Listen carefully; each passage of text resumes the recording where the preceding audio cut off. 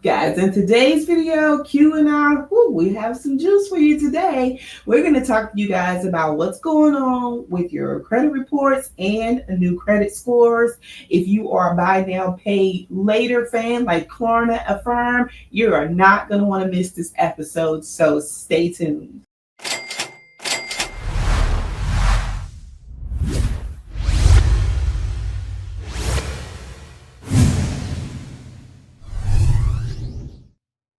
Back to the channel, guys. If you're new to the channel, I'm Credit Coach Q, and this is my lovely co-host, Miss Tina Talks Credit. Welcome back to the channel, Miss Tina. Now, guys, like I said in the intro, this is going to be a very interesting video because Donald Trump is literally changing the landscape of this country, and it has actually trickled down to the credit industry. So in today's video, we're going to talk about it and give you guys the details on how Donald Trump presidency is affecting the credit space as well. So, guys, I want to dive straight in. So I want to share my screen here to show you guys exactly what we're going to cover for today's video. Okay, so as you can see, this is an outline on exactly what we're going to be covering. So let's get started. So as of 2024, approximately 15 million Americans are being negatively affected by medical debt on the credit report. So guys, medical debt on credit reports has changed a lot because now, first it was medical debt for a certain amount. Now it seems like it's the medical debt period that's actually being wiped out. Am I right, Miss Tina, about that? 100%.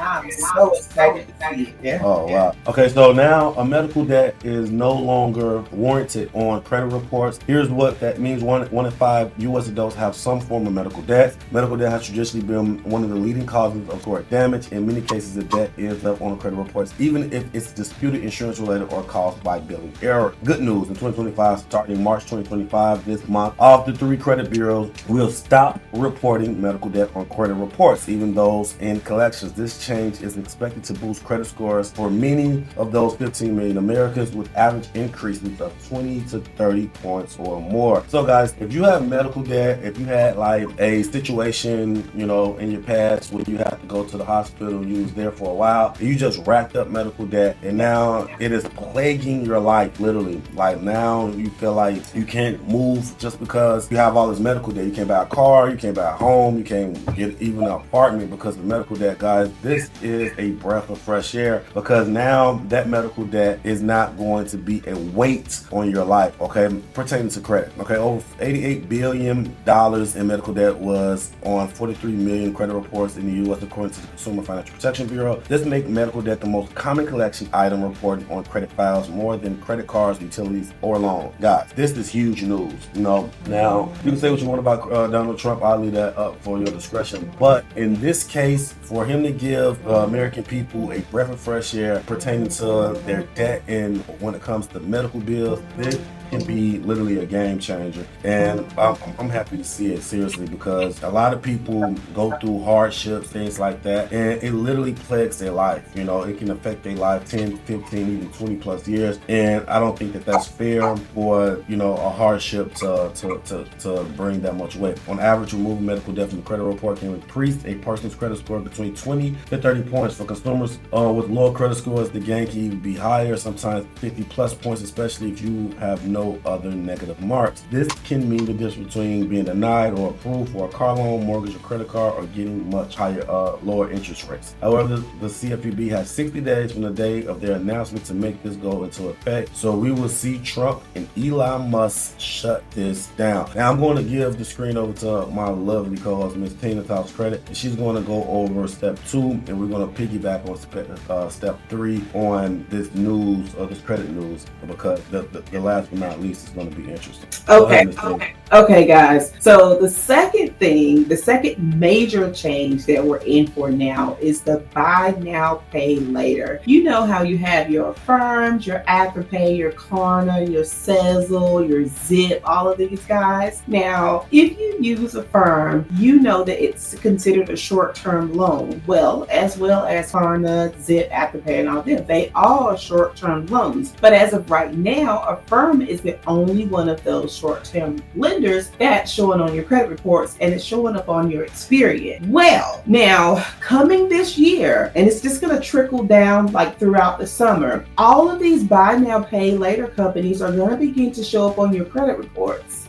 Now, there's a few things that this is going to do. Now, for some people, it's going to help you, right? But for some people, it's going to kind of tank you, because once they report this on your credit report, a lot of your scores are going to start to go down, because number one, this is going to change the age of your credit, and it's going to put, like, I know some people who have like 8 or 9 Affirm, short-term loans going on, and 6 Klarna, all these things going on at the same time. So that's going to kind of mess with your credit scores, and it could also play a little bit with your credit worthiness as far as it relates to short-term loans reporting on your credit report. And another thing that a lot of people are really kicking themselves over, because these companies never reported to credit reports, some people took advantage of that and just kind of used them and said, okay, no harm, no foul. This isn't going to show up on my credit report. Well, if you have used Klarna and not paid them, or if you have like a lot of missed or late payments with them, all of this stuff is going to show up on your credit report this year. So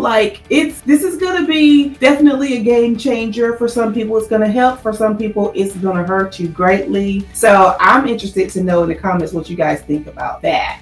Oh wow, that's interesting. It's so interesting because like the buy now pay later method market has like grew exponentially over the last couple of years. Everyone is using it, so incorporating that specific niche of loans onto a credit report can be, like you said, a game changer. It can be good for people that use it and actually pay their bills on time, or people that manipulate the system because it's not reporting the credit reports. It can affect your score dramatically. So you want to be careful, guys, on these buy now pay laters, especially this year, and be cognitive on how you're going to approach these type of loans now. I feel like you have to appropriate them like a credit card now, and make sure that you are paying it on time, because implementing this into credit reports can literally affect tens of millions of Americans overnight. So you just want to be careful, guys. All right, so let's go to step 3. I'm gonna bring it back up. And step 3 is talking about the FICO 10T versus the VantageScore 4.0. Now, I made several videos on FICO 10T and VantageScore 4.0. I do realize that FICO 10T and the T stand for trending. They are a little bit more coherent on your current credit score and how it models. Like a lot of these algorithms, like FICO 6, FICO 3, FICO, a lot of these different algorithms can be manipulated with, trade lines and things like that. FICO 10T is not going in that direction. I'm gonna let Ms. Tina talk about it a little bit more, and I'm gonna piggyback off her statements. Go ahead, Ms. Tina.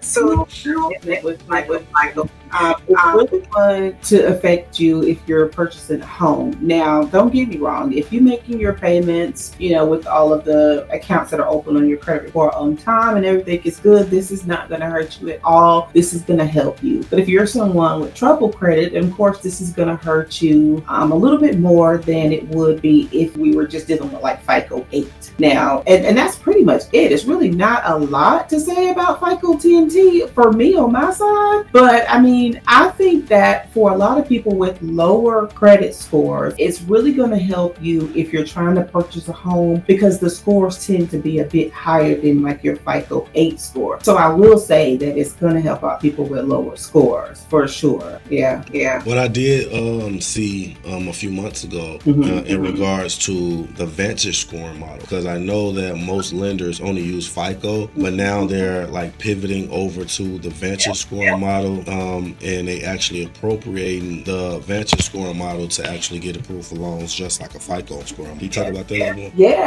Like the credit card companies are using, like they started using Vantage 3.0, but now that 4.0 is out, and it's honestly a little bit better than VantageScore 3.0, they're using that to get you approved for your credit cards, even your car loans, because Vantage scores have always been higher than like your FICO 8 score or FICO 9. So like Vantage scores, like people always say to me, oh, Credit Karma is wrong, it's not an accurate score, but I tell people all the time, Vantage Score 3.0 is a correct score, and you're going to get a little bit different score every time you pull your credit with different modern services. So keep that in mind as well. But VantageScore is very much widely used, especially by credit card companies, department stores, and things of that nature. Even like places like One Main Financial, the loan companies, they're starting to use VantageScore as well. Oh wow! Like I made a video about they first announced that Vantage was going to be used by lenders. It literally can affect millions of people, you know, literally overnight, because a lot of people have higher Vantage scores. So if you want to go like a Credit Karma or Identity IQ or a Score IQ or whatever one of those credit monitoring services, majority of them uses Vantage scoring models. And once you apply for a loan, it's always relatively smaller score than the Vantage score that you see on Credit Karma. Now, when they pivot over to a Vantage scoring model, it opens an availability for approvals for millions of people that did not qualify under the FICO scoring model versus the Vantage scoring model. So I just think that that's interesting that they're actually considering pivoting over to, you know, the Vantage scoring model and letting those scores reflect the approval of the loans. Yeah, that's why a lot of lenders are pivoting over to the VantageScore. Yeah, so I'm down for it. I'm here for it all. Why do I feel like I'm like a news reporter right now? Let me get back. I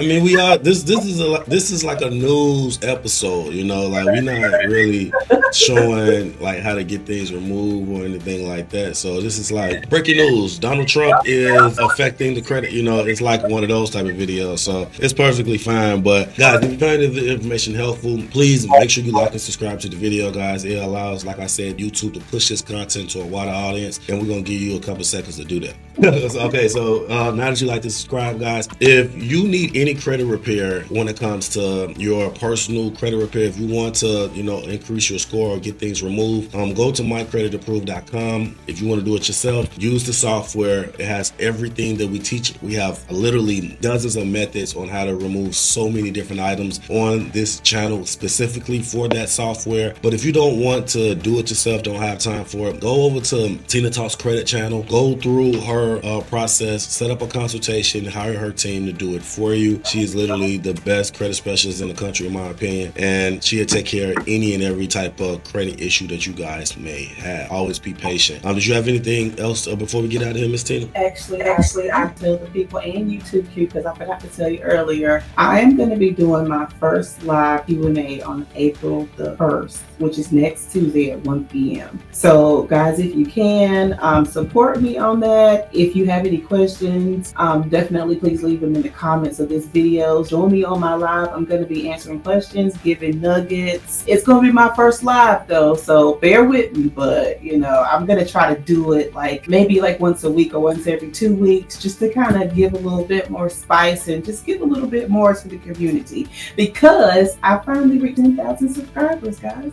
Congratulations. Hey, man, give it up for Miss Tina, man. Leave it in the comment section. Congratulations to Miss Tina on her 10K subscribers, man. That is a big milestone, man. I remember when I first hit 10K, man, I was celebrating for 2 weeks, man. So, man, leave it in the comment section. Congratulations, Miss Tina, on your 10K subscribers. Let's go. All right, so, guys, make sure that you like and subscribe to the channel. Like I said, follow Miss Tina on her live on April 1st. She's also releasing a new credit school. It's going to be fire, one of the best, if not the best, credit school program in the country, guys. Look out for that. That's coming next month as well. And guys, we have a lot in store for you coming soon, guys. I'm super excited. All right, so if you don't have anything else, Miss Tina, I'm gonna end the show. You don't? I'm good. Okay. All right, guys. I guess that's it. Take care of yourself and take care of your credit. Credit Coach Q out. Peace.